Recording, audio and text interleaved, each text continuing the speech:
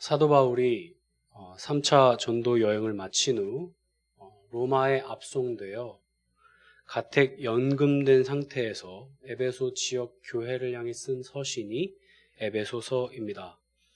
디모데 전후서, 디도서가 바울이 로마서에서 기록한 마지막 서신임을 감안할 때 이 에베소서는 옥중서신 중 하나잖아요. 에베소서는 바울 사역의 모든 총체적 이 사역의 결과물이 집약되어 있는 서신이라 할 수 있을 것입니다.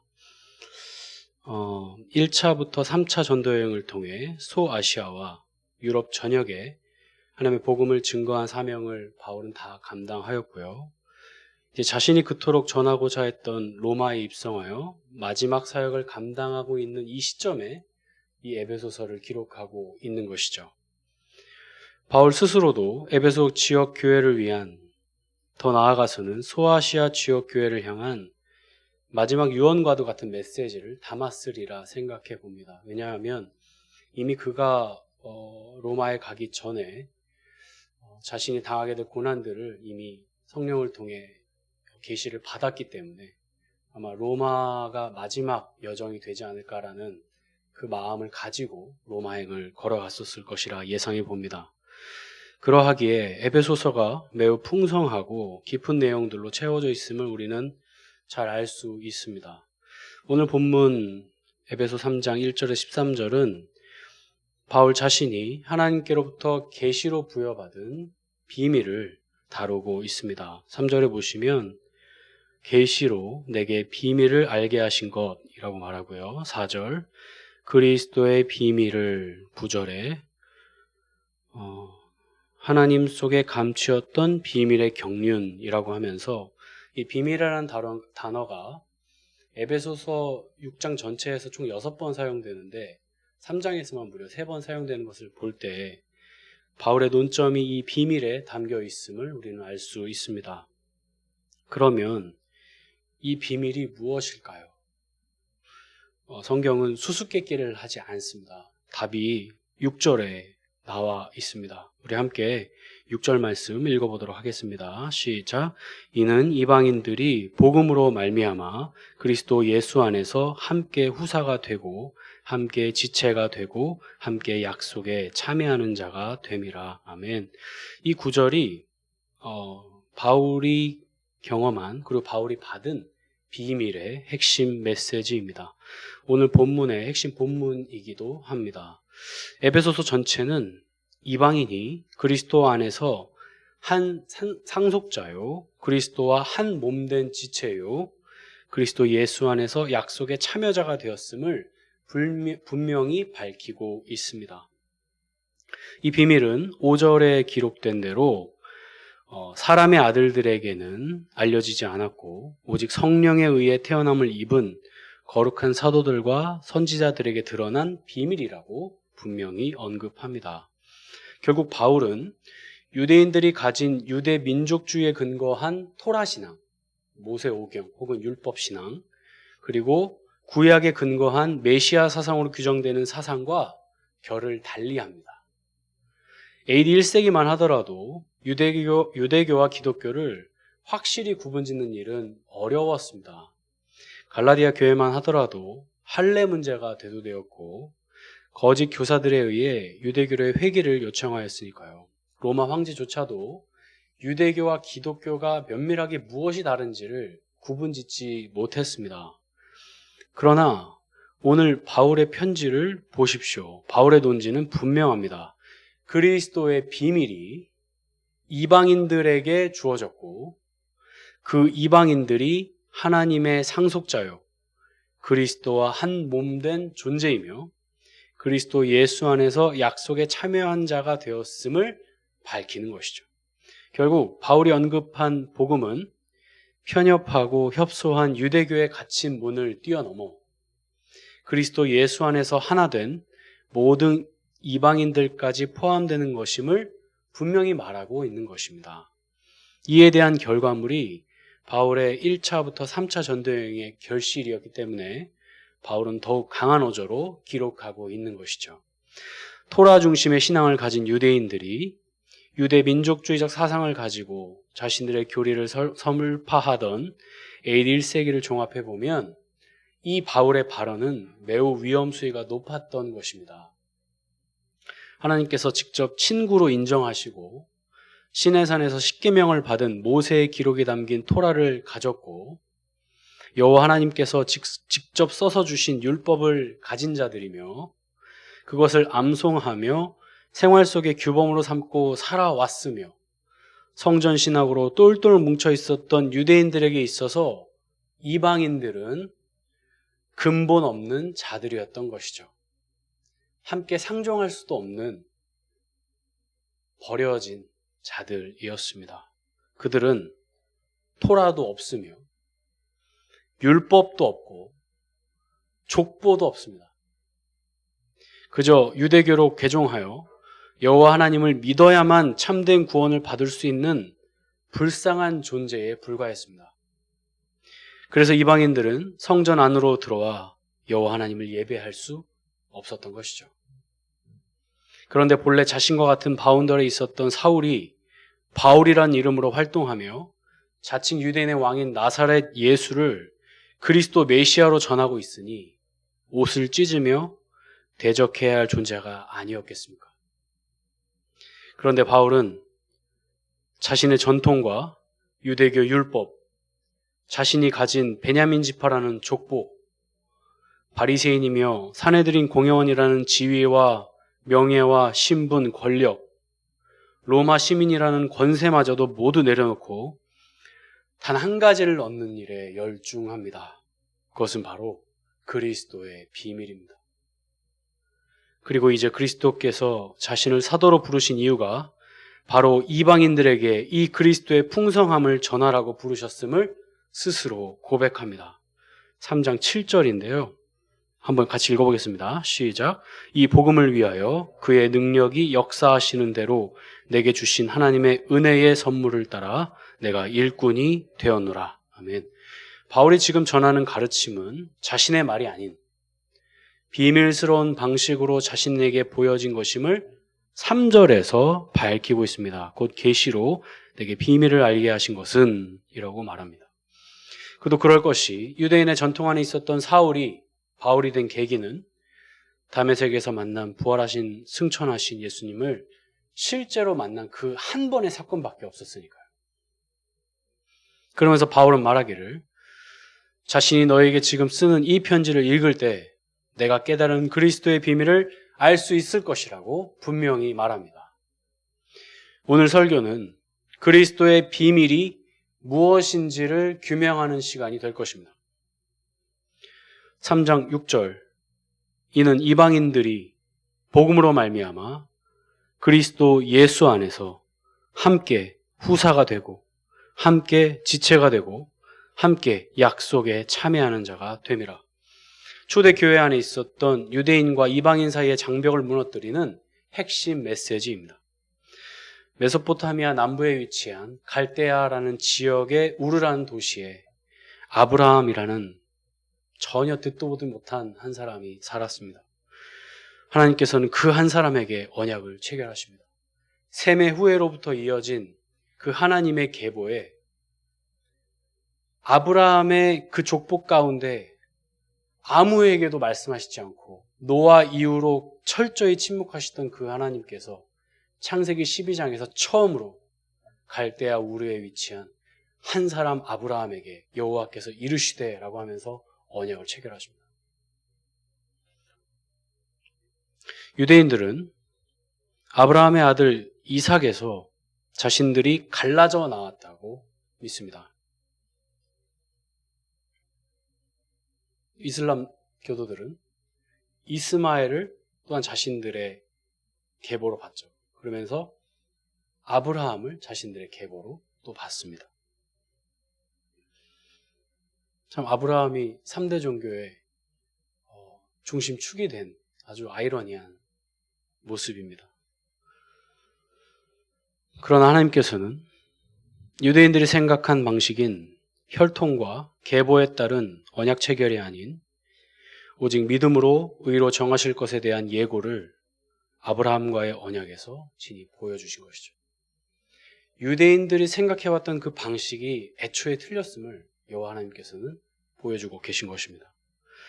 이 모습은 유대인에게만 국한된 구원이 아닌 믿음으로 한 가족이 될 이방인에게까지 미칠 하나님의 언약의 포용성을 미리 예고하신 사건인 것이죠. 갈라디아 3장 8절에 또 하나님이 이방을 믿음으로 말미암아 의로 정하실 것을 성경이 미리 알고 먼저 아브라함에게 복음을 전하되 모든 이방인이 너로 말미암아 복을 받으리라 하였느니라. 아멘. 그래서 바울은 로마서에서 아브라함이 무할례자로서 믿는 모든 자의 조상이 되어 의로 여기심을 받았음을 언급합니다. 결국 유대인들이 주장하는 바와는 대치되는 것이죠. 이 진리는 5절에 기록된 대로 성령에 의해서만 드러난 그리스도의 비밀이며 사람의 아들들은 알지 못한 것임을 밝힙니다. 결국 바울 자신도 다메섹 도상에서 직접 만난 부활하셔서 승천하신 예수 그리스도를 만남으로만 깨닫게 된 진리이며 하나님께로부터 받은 계시임을 고백합니다. 유대교 출신인 그 바울은 다메섹에서 만난 그리스도 사건 이후에 비로소 이 비밀을, 이 성경 전체의 흐름을, 하나님께서 왜 아브라함을 선택하셨는지를 제대로 명확하게 깨닫게 된 것이죠. 그가 오랜 시간 가말리엘의 문화로서, 산헤드린 공회원으로서 바리새인이요 베냐민 지파였지만 깨달을 수 없었던 것이 바로 그리스도께서 이루신 풍성한 사역의 결과물임을 비로소 이제야 깨닫게 된 것입니다. 그러면서 그리스도의 비밀을 얻은 후로 바울은 자기가 가진 모든 것을 배설물로 여기고 버릴 수 있었던 것이죠. 왜냐하면 이게 진짜니까요. 예수님께서 바울에게 보여주신 비밀은 다름 아닌 유대인과 이방인이 하나로 규정되는 한 가족, 한 몸, 한 공동체임을 나타내 보여주신 것입니다. 삼위일체의 하나님의 공동체성을 바울은 깊이 깨닫게 된 것이죠. 예수님은 공생의 사역 가운데 유독 유대인들과는 대립각을 세우셨지만 병자와 나그네, 과부, 고아, 그리고 유대 민족주의자들로부터 배신자라는 칭호를 들었던 세리들에게 다가가셔서 그들의 병을 치료하시고 그들의 친구가 되어 주셨습니다. 이들 모두는 종교 지도자들의 무리 반대편에 서 있는 이방인들과 같은 취급을 받았던 자들입니다. 이러한 차별성이 짙던 AD 1세기에 그들을 하나의 몸으로 한 공동체로 묻는 것은 무엇이었을까요? 그것은 그리스도를 믿는 믿음뿐이었습니다. 혈통도 아니고 율법도 아니고 언약적 백성도 아니고 계보도 아니고 역사도 아니고 모든 것을 초월하는 그리스도를 믿는 믿음 하나로 귀결되고 완성되는 한 공동체와 한 민족이었던 것이죠. 12절을 한번 읽어볼까요? 시작. 우리가 그 안에서 그를 믿음으로 말미암아 담대함과 하나님께 당당히 나아감을 얻느니라. 아멘.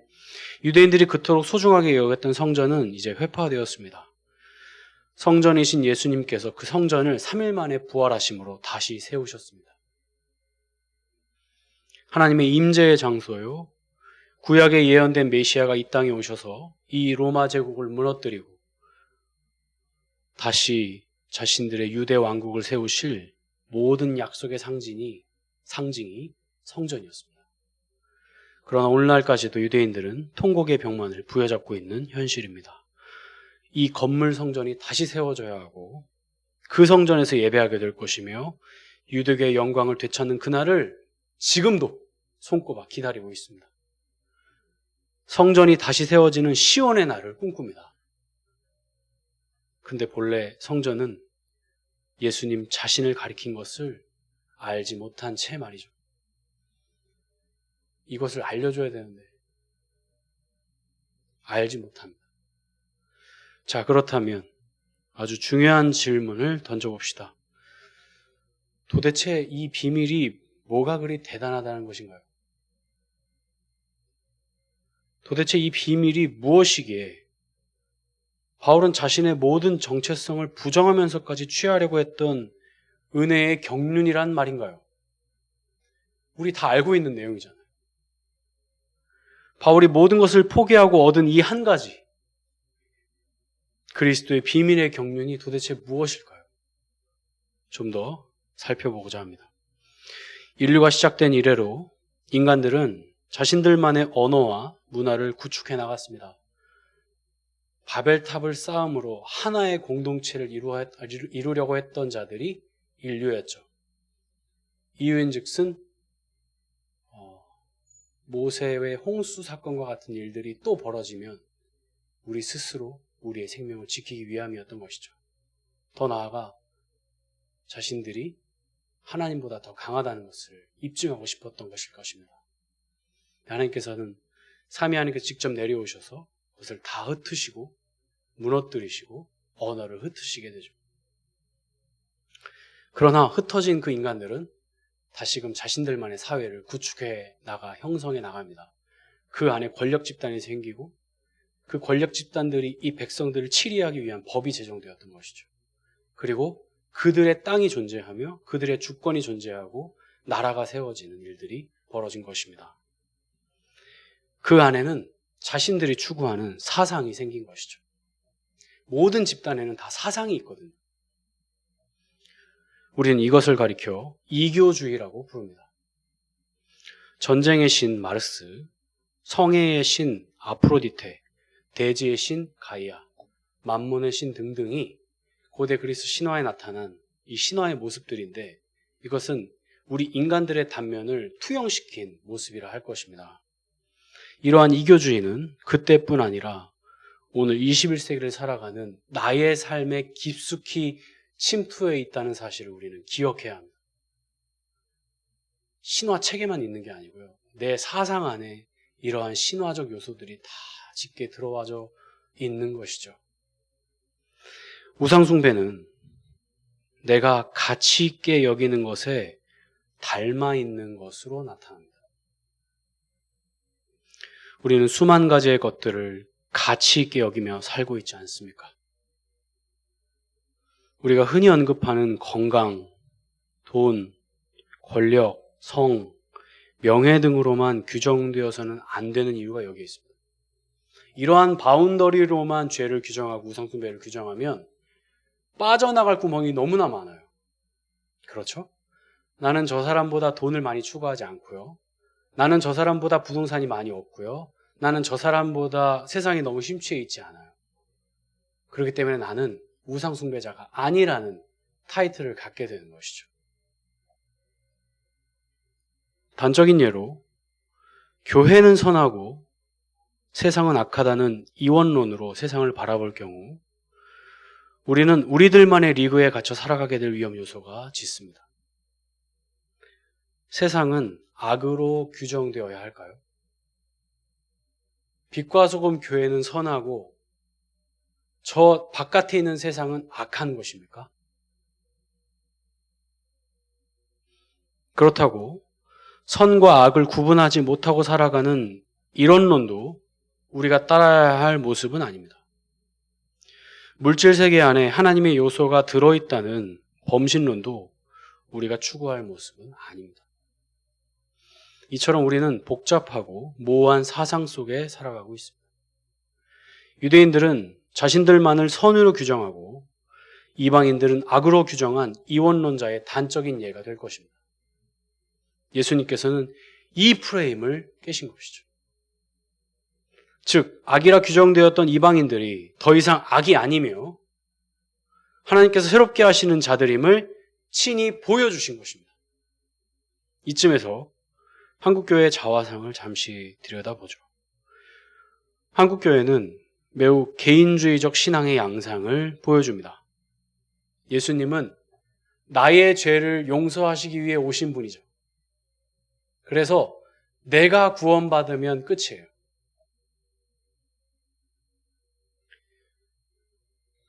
오늘 본문 1절을 제가 읽겠습니다. 이러함으로 그리스도 예수의 일로 너희 이방을 위하여 갇힌 자 된 나 바울은 분명히 말합니다. 나 바울은 이방을 위하여 갇힌 자 되었다 라고 말이죠. 바울 자신은 이미 구원받았습니다. 그렇다면 우리의 사고로 인식한다면 바울의 전도 여행은 할 필요가 없습니다.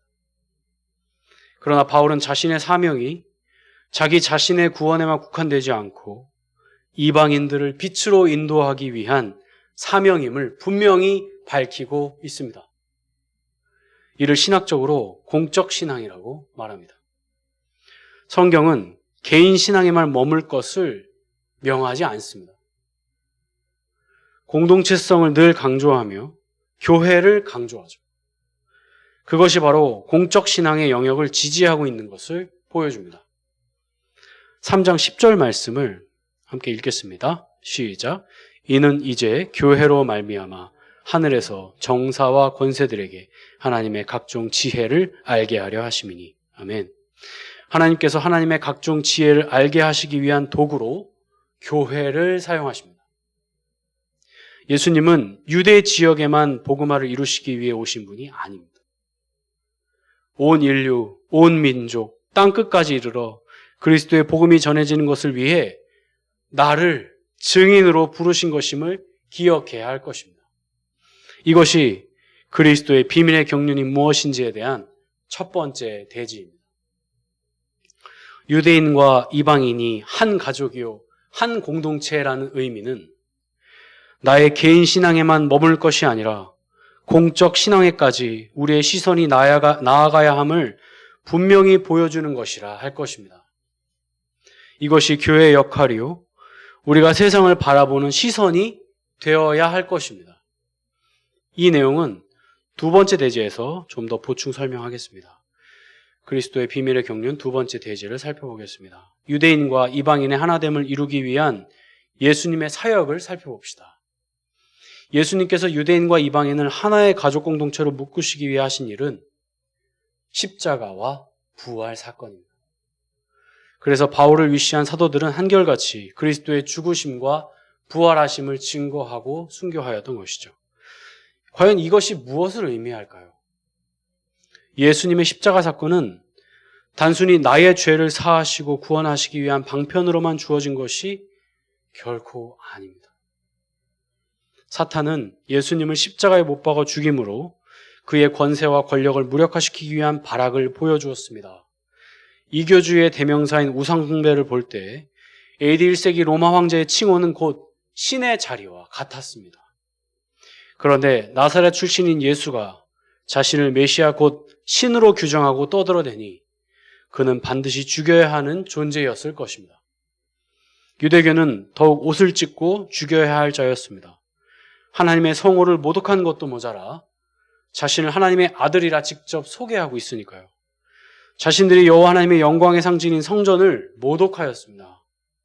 또한 수많은 이적들을 보여주면서 자신들이 구축해 놓은 권력의 질서를 훼손시키는 자가 나사렛 예수였습니다. 자신들이 기대해왔던 군사적 메시아와는 사뭇 다른 유약하고 초라한 자칭 유대인의 왕이었습니다. 그래서 유대인과 로마 제국이 힘을 합하여 예수님을 십자가에 달아 죽인 것입니다. 여기까지만 보면 이교주의의 승리요, 우상숭배의 승리일 것입니다. 더 나아가 배후에 있던 사탄의 완벽한 승리로 보입니다. 그런데 보십시오. 예수님은 그 십자가에서 죽임 당하심으로 하나님이 택한 인류의 죄를 담당하시고 죄의 삭을 다 감당하시고 죄의 무거운 저주를 단번에 다 해결하셨습니다. 그리고는 온 인류에게 참된 소망의 증표인 부활을 친히 보여주셨습니다. 이 방식을 보십시오. 기본적으로 눈에는 눈으로, 이에는 이로, 더 나아가 폭력에 대항하는 방식은 반드시 평화가 아닌 폭력으로 맞서야 하는 것이 이교주의의 가르침입니다. 그런데 예수님은 그 폭력에 대항하는 방식이 자신의 죽음으로 그 일을 이루어내셨습니다. 바로 이것이 하나님 속에 감추었던 비밀의 경륜입니다. 인간들이 도저히 측량할 수 없는 하나님의 지혜와 지식의 부요함입니다. 깊도다 하나님의 지혜와 지식의 부요하며 그의 판단은 측량치 못할 것이며 그의 길은 찾지 못할 것이로다. 아멘. 신이신 하나님께서 친히 인간의 권력 앞에 무릎 꿇은 것도 모자라 죽임을 당하셨습니다. 예수님은 자신이 죽으심으로 참된 평화를 이 땅에 완성하셨습니다. 이것은 비폭력 저항운동을 뜻하는 것이 아닙니다. 반대로 거대 세력 앞에서 시위로 자신들의 정체성을 드러낸 혁명이 잘못되었다는 것을 말하고자 함이 아닙니다. 하나님의 방식은 인류를 너무나도 사랑하셔서 자기 희생적 사랑의 발현인 하나님 자신의 죽음으로 이 놀라운 하나님의 사역을 이뤄내신 그리스도의 사랑의 결정체가 바로 십자가임을 보여주고 계신 것이죠. 그리고 이 십자가의 열매가 바로 부활로 온 세상 가운데 새 생명으로 나타나 보여진 것입니다. 주 안의 성도님, 우리는 이 진리 안에서 기독교의 핵심 가치를 보아야 합니다. 기독교의 핵심 가치는 죽음으로 자기 희생적 사랑으로만 열매 맺는 생명임을 보여줍니다. 더 나아가 그 사랑의 바운더리는 우리 교회, 우리 가정에만 국한되어서도 안 됩니다. 그 사랑은 반드시 세상으로까지 나아가야 할 것입니다. 개인 구원에 만족하는 것은 성경이 지지하지 않습니다. 우리 교회는 선하고 세상은 악하다는 이원론도 틀렸습니다. 선과 악을 정확히 구분짓지 못한 채 살아가는 이론론도 틀렸습니다. 물질 세계 안에서 하나님을 찾으려는 범신론도 아닙니다. 교회의 역할은 이방인들이 살아가는 세상 가운데 선이신 그리스도를 사랑으로 전하는 모습이 되어야 할 것입니다. 또한 이것은 탁상 공론으로 끝나서도 안 될 일입니다. 내가 속한 곳에서 그리스도의 사랑은 매일 흘러가야 할 것입니다. 내 안에 가득 채워진 그리스도의 생명이 작게는 가정에서, 그리고 우리 교회 안에서, 더 나아가 이웃에게, 우리가 속한 사회에 그 사랑이 흘러가야 합니다. 그것을 친히 보여주신 분이 예수님이십니다. 지성소의 휘장을 돌로 찢으시고 모든 이들이 여호와 하나님께로 나올 수 있게 하셨습니다. 성전이신 그리스도께서 유대인과 이방인의 막힌 담을 단번에 허셨습니다. 모든 이들이 자유롭게 한 가족으로, 한 공동체로 그리스도의 이름으로 여호와 하나님께 나올 수 있는 길을 열어주신 것이죠. 그래서 바울은 이방인의 사도로 부름받아 복음을 증거하였습니다. 폭력으로 하지 않았습니다. 십자군들이 복음을 빌미로 자칭 거룩한 땅을 무력으로 탄압하여 쟁취한 것은 흑 역사에 지나지 않습니다. 교회는 이 아름답고 측량할 수 없는 하나님의 지혜를 모든 이방인들에게 알려줘야 할 사명을 부여받은 참된 하나의 공동체입니다. 어쩌면 글로벌이 된 것도 하나님께서 우리 교회를 이 세상에 보내는 선교자의 사명으로 부르신 것과 같다고 생각합니다. 이 모습은 오만함으로 나아가서는 안 될 것입니다. 우리가 저들보다 우월하다는 의식, 교회마다 높은 첨탑을 세워두고는 악한 세상을 위에서 내려다보는 자세를 취해서는 안 됩니다. 그러나 이것이 교회의 모습은 아닐까요? 그리고 내 모습은 아닌가요? 성경이 언급하는 겸손은 바로 이것과 반대되는 개념입니다. 옆에 성경책을 끼고 걸어다니는 것으로 겸손이라 말하지 않습니다. 오만함과 자신감은 다릅니다. 오만함을 버리고자 나의 진리마저 모호한 것으로 외치라는 것이 아닙니다. 우리가 가진 진리는 둘도 양보할 수 없는 확고한 진리입니다.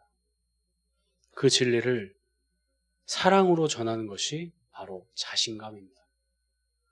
그들을 생명으로 살릴 수 있는 이 생명을 가진 존재로 사랑을 가지고 전하는 자세가 진정한 자신감입니다. 3장 12절, 우리가 그 안에서 그를 믿음으로 말미암아 담대함과 하나님께 당당히 나아감을 얻느니라. 아멘. 바울이 갖는 자신감과 담대함은 자신의 신분과 지위, 명예와 권력, 이교주의, 유대교에서 비롯된 것이 아닙니다. 그리스도 예수 안에서 깨닫게 된 하나님의 영원한 목적에 대한 알매서 비롯된 것입니다.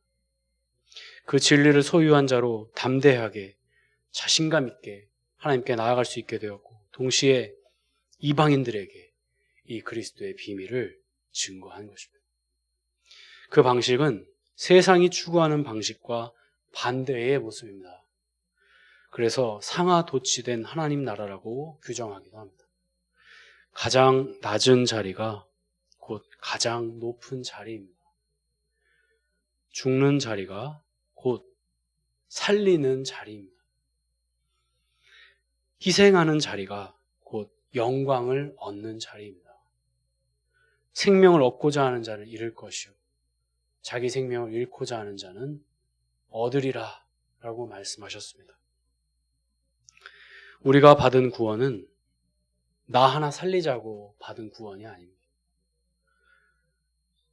다른 이방인들을 살리기 위한 통로로 구원을 허락하신 것입니다. 그것이 아니었다면 우리는 구원받고 바로 하늘로 올리움을 받으면 되었을 것입니다. 이러한 측면에서 선교는 성경이 말하는 본질이라 할 것입니다. 주 안의 성도님, 그렇다면 우리에게 이방인은 누구일까요? 우리는 어느새 유대인의 자리에 앉아 세상을 악으로 규정하고 우리만이 선이라고 규정한 채 살아가고 있는 것은 아닐까요? 그들이 우리를 핍박하는 자들로서 심판받아야 할 대상으로 인식하고 있는 건 아닐까요? 소위 세상 사람들 말입니다. 교회를 핍박하는 저들 말입니다. 그들은 악의 세력이 아닙니다. 지옥에 마땅히 떨어져야 할 악한 존재가 아닙니다. 정신분석학의 창시자 프로이트는 오스트리아 빈에서 대학 학창 시절을 보냈습니다. 그 당시에 오스트리아는 카톨릭 교도가 90% 이상이었기 때문에 유대인이었던 프로이트는 그들로 하여금 모질게 유대인이라는 차별을 견뎌야만 했습니다. 그 결과물로 프로이트는 끝까지 예수를 그리스도라고 믿지 못하는 자리에 있게 된 것입니다. 그것만이 이유가 되진 않겠지만 하나의 이유는 될 것입니다. 과연 이것이 기독교 정신이라 할 수 있을까요? 그렇지 않습니다. 세상 사람들은 우리와 함께 구원받아야 할 소중한 이방인들입니다. 우리가 함께 사랑과 인내로 품어야 할 대상입니다. 이러한 측면에서 이웃사랑은 교회를 넘어 기독교의 핵심 본질이라 할 것입니다. 우리 모두는 그들에게 빛을 전해야 할 증인으로 부름받은 자들이지 않습니까?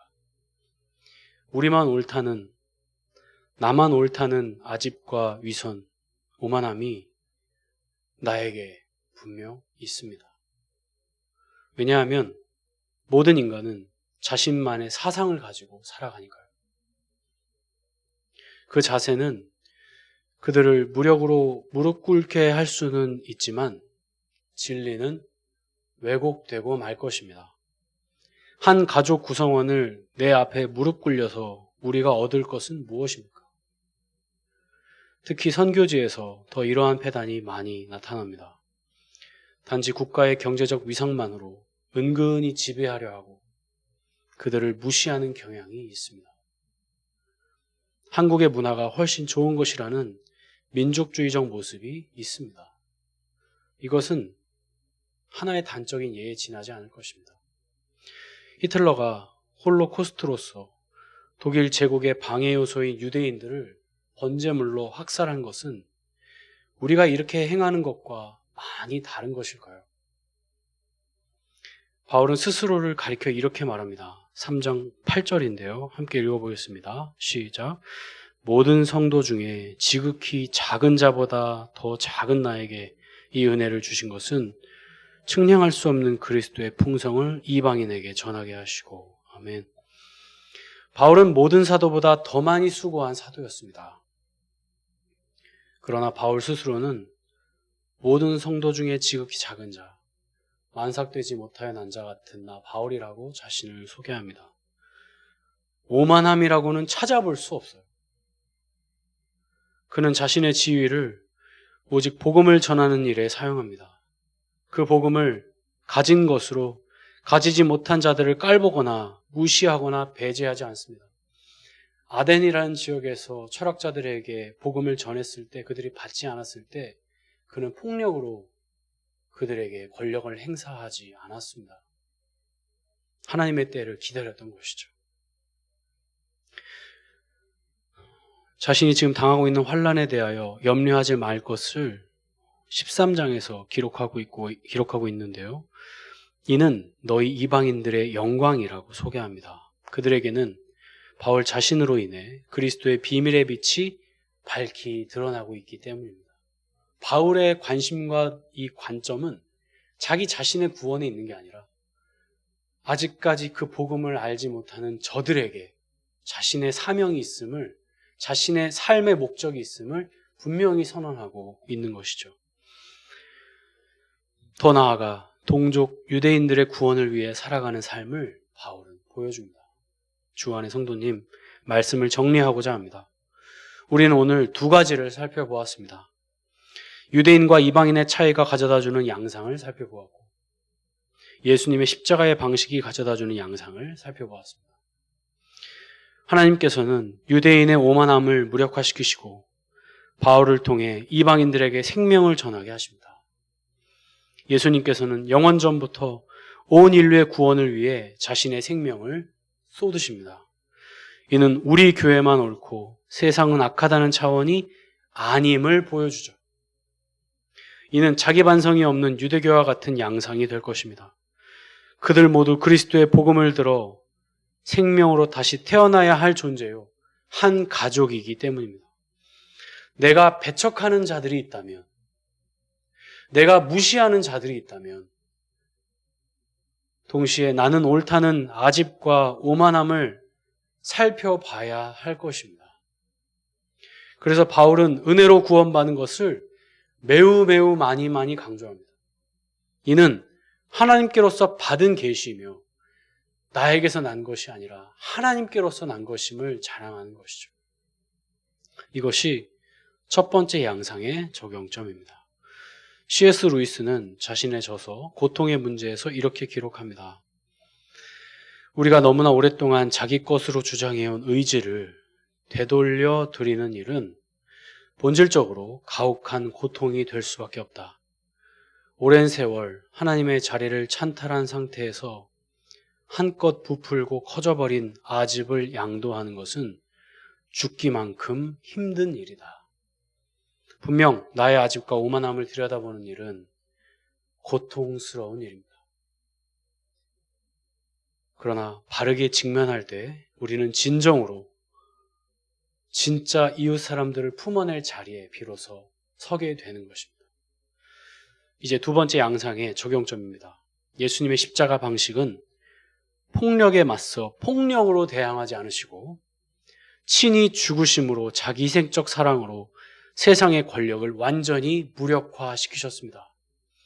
이게 하나님의 측량할 수 없는 지혜입니다. 이게 바로 이교주의와 다른 하나님의 유일한 진리입니다. 생명을 낳는 길은 자기 희생적 사랑, 고난이 수반되며 인내가 수방되는 열매임을 보여줍니다. 이것이 하나님 나라의 방식입니다. 그래서 교회를 세울 때 고난이 있습니다. 방식이 그래서 그렇습니다. 이러한 열매들이 맺히려면 우선 나의 마음의 눈이 밝아지고 나에게 하신 부르심의 소망이 무엇인지 알아야 하며 그리스도께서 허락하신 기업의 영광의 풍성이 무엇인지를 알아야 합니다. 이 일은 성령 하나님의 지혜를 통해서만 깨닫게 됩니다. 그래서 사람의 아들들에게는 감추시고 오직 성령으로부터 거룩하게 된 사도들과 선지자들에게만 알려져 있다고 바울은 말하고 있는 것이죠.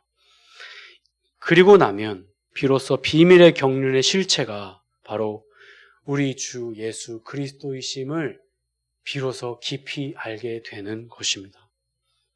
골로새서 2장 2절에서 3절을 함께 찾아보겠습니다.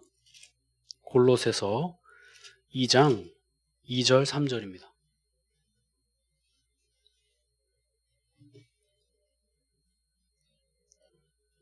한 목소리로 읽겠습니다. 시작. 이는 저희로 마음의 위안을 받고 사랑 안에서 연합하여 원만한 이해의 모든 부요에 이르러 하나님의 비밀인 그리스도를 깨닫게 하려 함이라. 그 안에는 지혜와 지식의 모든 보화가 감추어 있느니라. 아멘. 단순히 예수님의 이력을 아는 것을 말하지 않습니다. 예수님께서 행하신 일이 십자가와 부활임을 간단하게 고백하는 것만을 의미하지 않습니다. 훨씬 더 포괄적이며 포용적이며 풍성한 의미를 이해하게 되는 것으로 나아가야 할 것입니다. 이 일은 기본적으로 말씀을 읽을 때 일어나는 성령 하나님의 사역입니다. 오늘 본문 3장 4절에 보면 이것을 읽으면 그리스도의 비밀을 내가 깨달은 것을 너희가 알 수 있으리라 라고 바울은 말합니다. 그리스도께서는 유대인과 이방인을 한 공동체로 그리스도와 한 몸된 지체로 세우는 하나님 나라를 친히 완성하신 것입니다. 그 방식은 십자가와 부활입니다. 이 모든 원대한 하나님의 구원 사역이 예수 그리스도의 비밀 안에 모두 담겨 있는 것이죠. 바울은 이 모든 비밀을 경험한 자로서 자신의 편지를 읽을 때 그리스도의 비밀을 깨달을 수 있음을 말합니다. 주 안의 성도님, 내 손에 들려진 성경 말씀 안에서 이 비밀을 발견하시기 바랍니다. 그리고 그리스도의 풍성함을 계속해서 깊이 생각하고 사고하며 감춰진 그리스도의 비밀의 경륜을 깨달아 가시기 바랍니다. 베레아 교인들은 바울이 전해준 말씀으로 듣고 성경책을 덮었던 자들이 아니라 집으로 돌아가 바울이 말한 것이 정말 그러한가 하여 날마다 말씀을 상고하였던 자들이었습니다. 소크라테스는 성찰하지 않는 삶은 살 가치가 없다라고 말했습니다. 블레즈 파스칼은 우리가 불행한 단 한 가지 원인은 방에 조용히 앉아있는 법을 모르는 데 있다라고 말했습니다. 이 일을 방해하는 것들이 바로 이교주의 우상숭배입니다. 우상을 너무 단순화시키지 마시기 바랍니다. 죄를 너무 가볍게 인식해서는 안 됩니다. 신앙이 깊어진다는 것은 나의 죄가 더욱 선명하게 드러난다는 의미와 같습니다. 내 안에 가득한 우상들을 면밀히 관찰해야 합니다. 이교주의 사회 속에서 내 안에 자리 잡고 있는 수만 가지의 왜곡된 생각들을 볼 수 있어야 합니다. 사회 속에서 우상은 내 머릿속에, 내 마음속에 깊숙이 침투해 있기 때문입니다. 영적 전쟁은 물건이 날아오는 게 아니고요. 내 사상을 바꾸는 것이 영적 전쟁입니다. 자기 숭배의 자리가 얼마나 많은지는 내 양심이 잘 말해줍니다. 심지어 교회의 일도 우상이 될 수 있으며 자녀 교육도 우상이 될 수 있습니다. 직장 일도, 건강도, 가정도, 내가 행하는 모든 일들이 우상과 연관될 수 있습니다.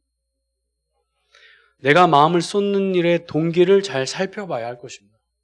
겉으로는 우상숭배하지 않지만 내 마음이 그리스도께 없다면 그게 우상숭배입니다.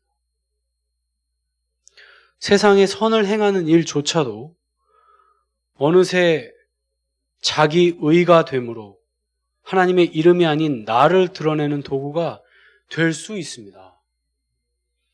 헌신과 봉사, 설교, 직분, 선에 대한 분명한 인식이 없는 한 우리 모두는 표류하는 우상숭배자가 될 것입니다. 그 선을 폭력의 도구로 사용할 때 또한 잘못을 범하게 됩니다. 동시에 개인 구원에 만족하며 살아가는 나의 왜곡된 시선도 우상숭배가 될 것입니다. 너무 간단하게 답을 얻으려고 답을 내려고 시도하지 마시기 바랍니다. 기독교의 가치는 인간의 말 몇 자로 해결될 수 있는 부분이 아닙니다. 어찌 우리가 삼위 하나님을 내 지식 속에 담아내려고 합니까? 그리고 그것이 다라고 누가 규정합니까? 이것이야말로 진짜 오만함이 아닐까요? 하나님을 알고자 하는 노력이 하나도 없으면서 그리스도인이라는 명패를 달고 사는 것은 오만함이 아닐까요? 연구하지 않는 자가 그리스도인일까요? 그리스도에 대한 관심이 1도 없는 자가 그리스도인일까요? 아닙니다. 아닙니다, 여러분. 예배에 나와 앉아있는 것으로 그리스도인이라는 정체성을 갖는 것이 아닙니다.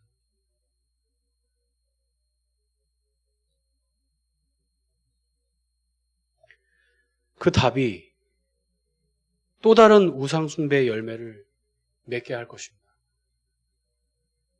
내가 답이라고 생각하는 그 모든 것이 우상숭배가 될 것입니다. 내가 아는 것이 다라는 그 아집과 위선 안에 있는 한 나에겐 아무런 발전이 없을 것이고 그 안에 그리스도의 사랑은 꽃피울 수 없을 것입니다. 물을 주지 않고 태양을 보지 않는데 내 신앙이 어떻게 자라납니까? 말씀을 대하지 않는데 어디서 생명을 얻습니까? 일주일에 3번, 4번 먹는 밥으로 여러분의 영양을 보충하실 수 있으신가요? 우리가 그렇게 하고 있지 않습니까? 수요 예배, 금요 기도회, 주일 오전, 오후 예배로 나의 신앙을 만족하고 있는 건 아닐까요?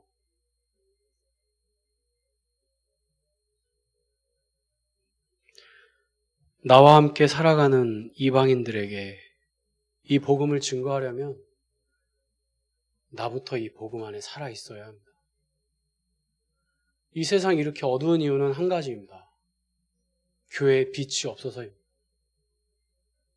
하나님께서는 교회를 통해 세상을 밝히기를 원하셨는데 교회 안에 빛이 없어요.